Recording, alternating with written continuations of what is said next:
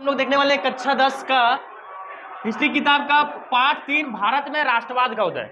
अब राष्ट्रवाद शब्द हम बताए थे कि राष्ट्रवाद का मतलब होता क्या है।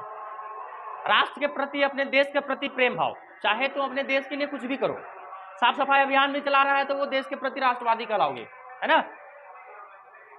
तो भारत में राष्ट्रवाद का उदय होने का बहुत सारा कारण था, जिसमें से हम लोग का पहला कारण था प्रथम विश्व युद्ध के दौरान का।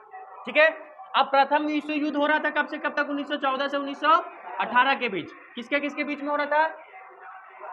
संबंध शक्तियां और दो शक्तियां बताया गया था। तो प्रथम विश्व युद्ध 1914 से 1918। भारत पर कब्जा कौन करके जमा रखा था? ब्रिटेन। तो भारत किसके तरफ से लड़ रहा था जी? अच्छा, ब्रिटेन में जब सैनिकों की संख्या का कमी हो रहा था, कहां से ले जा रहा था? पूछ के कि जबरदस्ती, जबरन। तो पहला रीजन आता हमारा राष्ट्रवादी भावना पनपने का कि जबरन भर्ती किया जा रहा था। क्या किया जा रहा था? सेना में जबरन भर्ती किया जा रहा था। अच्छा, 1913 से लेकर 1918 तक में जितना तरह का कर था, जितना तरह का टैक्स था, चाहे वस्तु पर हो, जमीन पर हो, है ना, या कुछ भी सुख सुविधा से हो, तो वो जितना भी तरह का कर था उसको दोगुना कर दिया था। क्या कर दिया था जी? पहला कारण तो जबरन भर्ती था। दूसरा कारण था हमारा कि टैक्स को दोगुना बढ़ा दिया था। ठीक है, अच्छा, जिससे आम जनता को काफी ज्यादा परेशानियों का सामना करना पड़ रहा था। उसी समय क्या होता है कि 1918 से लेकर के 1921 के दौरान, मतलब विश्व युद्ध के बाद, लगभग फसल जो है तो क्या हो जाता है? खराब हो जाता है। और उसी समय फ्लू नाम का एक महामारी होता है जो भारत में बहुत तेजी से आ जाता है, जिसकी वजह से करीब 125 करोड़ आदमी जो है सो मर जाता है। अब भैया, जब ब्रिटेन तुम्हारा शासन है भारत पर, तो यहाँ का देख रेख कौन कर देगा? ब्रिटेन को करना चाहिए ना। जब यहाँ पर फसल खराब हो गया, यहाँ भूखमरी का स्थिति हो गया, तो कौन यहाँ पर देखता? यहाँ पर फसल उपलब्ध करवाता, राशन वगैरह उपलब्ध करवाता। अच्छा, जब फ्लू का महामारी आ गया, बीमारी आ गया, तब भयंकर बीमारी, तो ब्रिटेन का दायित्व बनता है कि वो यहाँ पर देख रेख करता। लेकिन ब्रिटेन जो है सो जरा सा भी, तनिक सा भी ध्यान नहीं देता है। अब नहीं दिया तो ये हमारा तीसरा सबसे बड़ा कारण बन गया। पहला कारण हमारा जबरन भर्ती था, दूसरा कारण हमारा एक तो टैक्स दोगुना कर दिया था सब चीज का, तीसरा कारण हमारा बन गया फसल खराब। फ्लू महामारी के फैल जाने के बाद सरकार कुछ भी ध्यान नहीं दिया। अब कुछ भी नहीं ध्यान दिया तो ये लोग क्या कर दिया? आंदोलन करना शुरू कर दिया, जो कि पहला आंदोलन हम लोग का था 1857 क्रांति। उसको दबने के बाद बहुत सारा आंदोलन हुआ, लेकिन उसको भी धीरे धीरे आदमी लोग कुचलता गया। और 1858 क्या ना, 57 में हुआ था, 58 में दूसरा कुछ होगा। हाँ, वो तो एक्ट लागू हुआ था ना, गवर्नमेंट ऑफ इंडिया, मतलब भारत सरकार का राज यहाँ पर चलेगा, वो लागू हुआ। ईस्ट इंडिया कंपनी का राज खत्म, लेकिन फिर भी जो है तो ये चला ही रहा था। ब्रिटेन वाला तो चला रहा था ना, भले ईस्ट इंडिया कंपनी भाग गया था, ब्रिटेन वाला तो चला रहा था। तो हम लोग को आजादी ईस्ट इंडिया कंपनी से नहीं था, ब्रिटेन को ही हटाना था सीधा, पूरा का पूरा। चलिए आगे देखते हैं हम लोग जालियांवाला बाग हत्याकांड। ठीक है, जालियांवाला बाग जो है सो अमृतसर का एक छोटा सा शहर है, अमृतसर। ठीक है, 13 अप्रैल 1919 इस दिन लगने वाला था बैसाखी मेला। क्या लगने वाला था जी? जो हम लोग त्योहारी काली लगाते हैं ना इधर हम लोग, उसी तरह वहां पर क्या लगने वाला था? बैसाखी मेला लगने वाला था। तो भारत के बहुत से चर्चित व्यक्ति जो है सो जालियांवाला बाग में जाकर के क्या किए? वहां पर एक संगठन का निर्माण करने वाले थे। जालियांवाला बाग ऐसा जगह था कि पूरा चारों तरफ से बाउंड्री किया हुआ था, मात्र 2 रास्ता था, एक अंदर जाने का, एक बाहर निकलने का। तो जालियांवाला बाग में क्या था उस समय? वहां पर धारा 144 लागू था। क्या था जी? मतलब ये था कि वहां पर बाहर निकलना नहीं था, तुमको जहां है घर के अंदर है तो घर के अंदर ही रहो। लेकिन वहां के लोगों को पता नहीं था कि यहाँ पर ये एक्ट लागू है।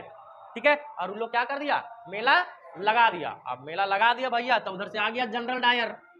कौन आ गया? जनरल डायर, पूरा हथियार से लैस, सबके साथ AK-47 और अंधाधुंध क्या कर दिया? भूंज दिया सबको, है ना। अब भूंज दिया तो सब भुंजा गया। अब भुंजा गया तो जितना भी था हमारा मेला में आदमी, चाहे बच्चा बूढ़ा औरत, सबका सब वहीं पर मौत के घाट उतार दिया गया। और ये कब हुआ था जी? 13 अप्रैल 1919 को, ठीक है। अच्छा, 1919 में ही खिलाफत आंदोलन चलाया गया था। अच्छा, प्रथम विश्व युद्ध के बाद अंग्रेजी सरकार जो है सो अली बंधुओं के साथ अच्छा व्यवहार नहीं किया था, ठीक है। मतलब उसको सताया जाना, उन लोग को दबाया जाना, है ना, ये सब काम किया जाने लगा। तो शौकत अली और मोहम्मद अली, मतलब अली बंधु लोग के अध्यक्षता में बम्बई में, कहा बबुआ, बम्बई में एक खिलाफत आंदोलन का गठन किया गया, जो कि 1919 में ही किया गया था। और ये आंदोलन किसके विरुद्ध था? अंग्रेजी सरकार के विरुद्ध था, ठीक है। अच्छा, 1919 में ही हमारा रोलेक्ट एक्ट लागू हुआ था। अब रोलेक्ट एक्ट क्या था जी? तो रोलेक्ट एक्ट ऐसा एक कानून था जिसमें बिना कानूनी प्रक्रिया किए उसको 2 साल तक जेल में डाल दिया जाता था। नहीं, कोई भी उसके बाद अगर जेल में डाल दिया तो उसके बाद कोई भी कानूनी प्रक्रिया नहीं चलेगा, ये कुछ भी नहीं। कोई भी उसका मम्मी है पापा है छुड़ाने, उससे मतलब नहीं है। एक बार रोलेक्ट एक्ट के तहत अगर उसको जेल में डाल दिया गया तो कोई भी कानूनी प्रक्रिया नहीं चलेगा, नहीं, मात्र 2 साल तक, ठीक है। उसके बाद आता हमारा असहयोग आंदोलन। कौन सा आंदोलन है जी? असहयोग का मतलब हो गया कि हम बिल्कुल भी मदद नहीं करेंगे, चाहे वो अंग्रेजी सरकार क्यों ना हो। अब यहाँ तो हम लोग जान रहे हैं यहाँ पर अंग्रेजों का शासन चल रहा है। अब अंग्रेजों का शासन चल रहा है तो उन लोग को हम लोग सहयोग करेंगे नहीं। तो ये जो है सो जनवरी 1921 में इसको लागू कर दिया गया था। इसको असहयोग आंदोलन का वर्ड से ही पता चल रहा है कि सहयोग नहीं करेंगे, मतलब असहयोग, ठीक है। हाँ, महात्मा गांधी, सारा का सारा महात्मा गांधी ही चलाया था। यस, महात्मा गांधी ने जनवरी 1921 में कौन सा आंदोलन चलाया था? असहयोग आंदोलन। अच्छा, एक स्टोरी बता रहे हैं। चौरी चौरा जो है सो एक जगह का नाम है, ठीक है। चौरी चौरा मान लो जिस तरह से हम लोग का चौक है, उस तरह से उधर से मान लो शांतिपूर्वक कल जुलूस निकला था ना, कि लड़ाई झगड़ा हुआ था कल, शांति से निकला ना। उसी तरह क्या था कि उस आंदोलन को चलाते चलाते एक शांतिपूर्ण जुलूस जो है सो चौरी चौरा नाम का एक जगह था, उसी बाजार से होकर के गुजर रहा था, एक शांतिपूर्ण जुलूस, ठीक है। लेकिन उन लोग को 1919 में जो हुआ था जालियांवाला बाग हत्याकांड, उसका भी बदला लेना था। तो उस बदला को जो है एकदम दिल में दबाए हुए थे उन लोग, और उसी का बदला उन लोग चौरी चौरा नाम का एक पुलिस थाना था, और वहां पर उन लोग जला दिया। थाना को ही क्या कर दिया? शांतिपूर्ण जुलूस पुलिस के साथ भिड़ करके उसको क्या कर दिया? जला दिया, जिसमें 22 अंग्रेजी सिपाही जो है तो जल के मर गया था। अंग्रेजी सिपाही था, सारा का सारा अंग्रेज लोग, ठीक है। अब ये कांड कब हो गया जी? 5 फरवरी 1922 को। अच्छा, हमारा असहयोग आंदोलन कब चलाया गया? जनवरी 1921 को। अब आंदोलन तो आंदोलन होता है, चाहे तुम शांतिपूर्ण करो या तो लड़ाई झगड़ा करके करो। तो महात्मा गांधी का ये डर क्या हो गया जी?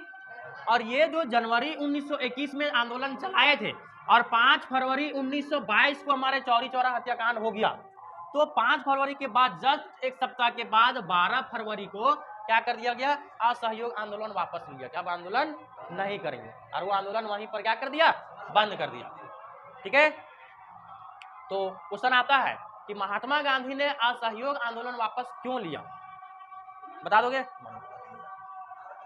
चौरा चौरी का कहानी बताना, उसके बाद ये बताना कि जिस तरह से देखो 1919 में जालियांवाला बाग हत्याकांड हुआ था, जिसमें से ढेर सारा आदमी लोग मारा गया था, उसका बदला लेने के लिए इन लोग क्या कर दिया? पुलिस थाना को जला दिया, जिसमें 22 अंग्रेजी सिपाही मारे गए थे।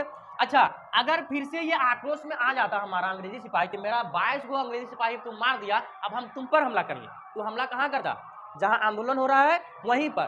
तो 1919 का जालियांवाला बाग हत्याकांड को फिर से दोहराना नहीं चाहते थे, उससे डर करके वो क्या कर दिए? असहयोग आंदोलन 12 फरवरी 1922 को वापस ले लिए, ठीक है। बहुत इंपॉर्टेंट क्वेश्चन नहीं होगा, हाँ, 1 साल चलो। उसके बाद आता है हमारा सविनय अवज्ञा आंदोलन। कौन सा आंदोलन आता है? ये भी हमारे भारत के राष्ट्रपिता महात्मा गांधी के द्वारा ही चलाया गया था, और इसको चलाया गया था कब? देखो, तुम लोग नाम सुना होगा दांडी यात्रा, है ना। सविनय अवज्ञा आंदोलन का मतलब हो गया कि किसी भी आज्ञा का पालन हम लोग करने वाले, चाहे वो हमारा टैक्स बढ़ा दे, 2 गुना 4 गुना कर दे, या तो जबरन भर्ती कर दे, उसे मतलब नहीं है। हम लोग बस उसका आज्ञा का पालन करेंगे ही नहीं, चाहे वो कैसा भी आज्ञा हम लोग को दे दे।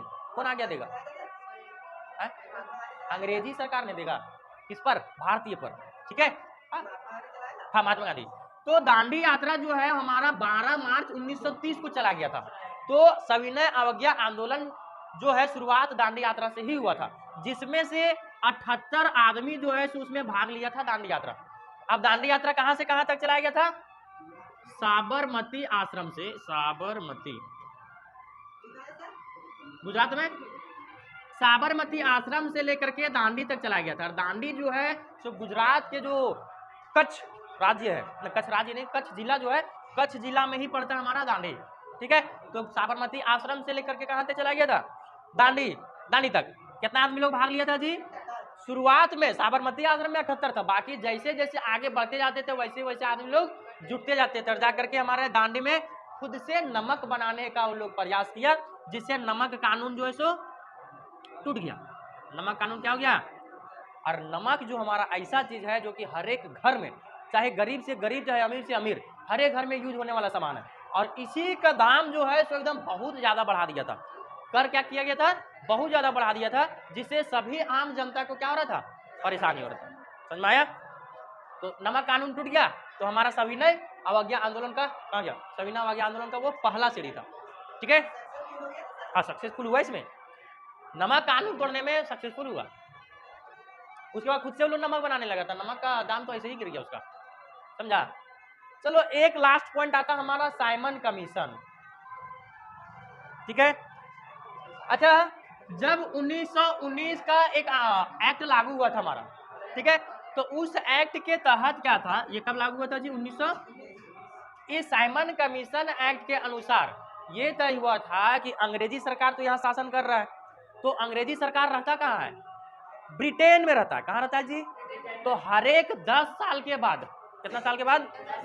ब्रिटेन से एक कमीशन आएगा, मतलब एक कमिटी आएगा यहाँ पर भारत का समीक्षा करने कि कितना प्रोग्रेस हो रहा है, क्या प्रोग्रेस होना चाहिए, किसी को दबाया तो नहीं जा रहा है, किसी को गलत तो नहीं करवाया जा रहा है अंग्रेजी सरकार के द्वारा।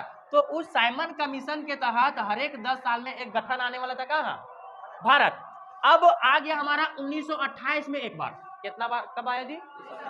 मतलब 9 साल के बाद करीब आया हमारा 1928 में। किसके? Sir John Simon, sir John Simon के अध्यक्षता में 1928 में ये जो कमीशन है वो भारत आया, लेकिन उस कमेटी में एक भी भारतीय नहीं था।